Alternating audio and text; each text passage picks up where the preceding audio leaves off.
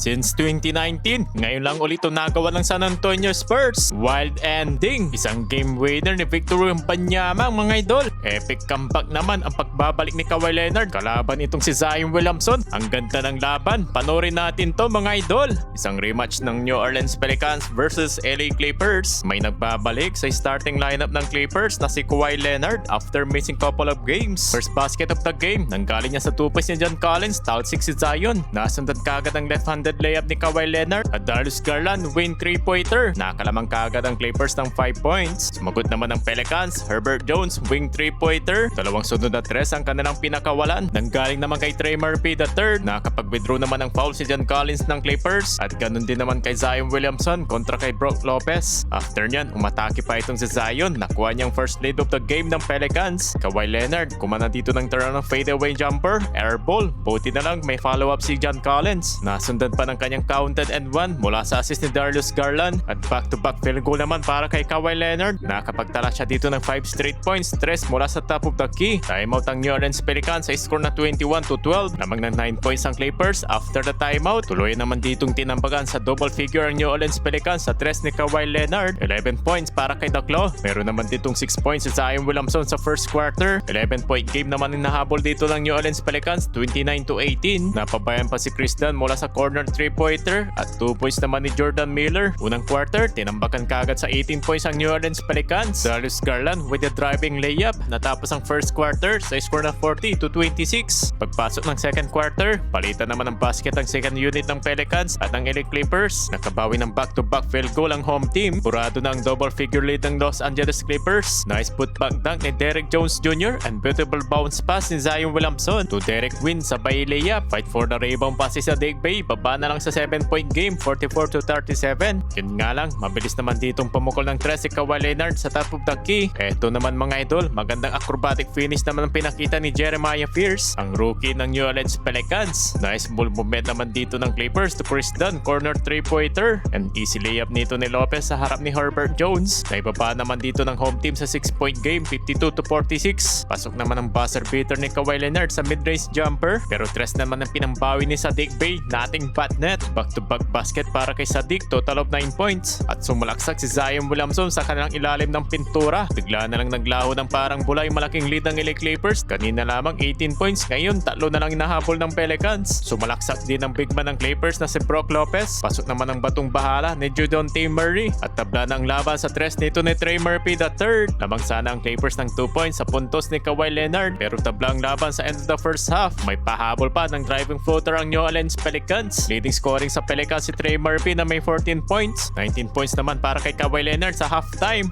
Pagpasok ng third quarter, nanggaling kay Saddiq Bey ang unang basket ng Pelicans na sinundan dito ni Zion Williamson. Magandang sinyalins to para sa New Orleans. Sila naman yung nakalamang ng 5-point game. Yun nga lang, back-to-back field goal naman dito sa Clippers. Na turnover pa si Zion na nauwi sa alley-oop dunk ni John Collins. But Saddiq Bey, 3-pointer, 70-66. Nakakuha naman ng counted and one dito si Kawhi Leonard. Yun nga lang, napatay mo si Coach Tylo after ng 3 nito ni Saddiq Bey. 5-point lead in favor sa home team. After the timeout, pensa pa rin ng New Orleans Pelicans.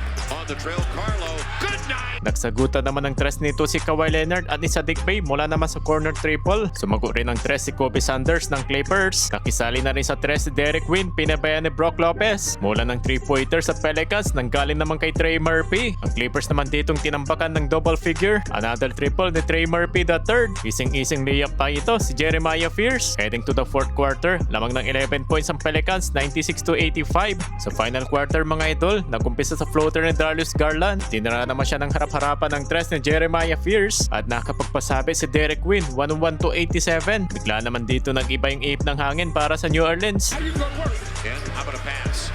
Eve. Sa 8 minutes mark, naibaba naman dito ng Clippers sa single-digit lead. Mabuti na lang kumaka na yung mga kakampi ni Kawhi Leonard. Kaso nga lang ang problema, mainit pa rin sa 3 ang Pelicans. Nanggaling kay Saddiq Bey, Dejounte Murray. And look at this mga idol, double clutch dunk ni Trey Murphy III. Buhay na buhay ang crowd ng Pelicans. Nahirapan naman ditong nakabalik sa laban ng LA Clippers mga idol dahil sa mas magandang pinakita dito ng New Orleans Pelicans sa fourth quarter at na-secure pa nila yung panalo sa final score na 124-109. Epic comeback ang pagkakapal pagkapanalo ng Pelicans. At isang crazy game mula naman sa San Antonio Spurs kontra sa Phoenix Suns. Pinapangunahan naman dito ni Victor Wembanyama na may 34 points, 12 rebounds and 3 steal. At panoorin ang ginawang game winner ng alien ng San Antonio Spurs. Checks the clock. Dribbles, fades, and sends the Spurs. For the first time since 2019 ay nasecure na ng San Antonio Spurs ang kanilang pagbabalik sa playoffs after ng 7 years ago mga idol. At ginawa ni Wemby ang kanilang ritual sa pagkakapanalo ng Spurs.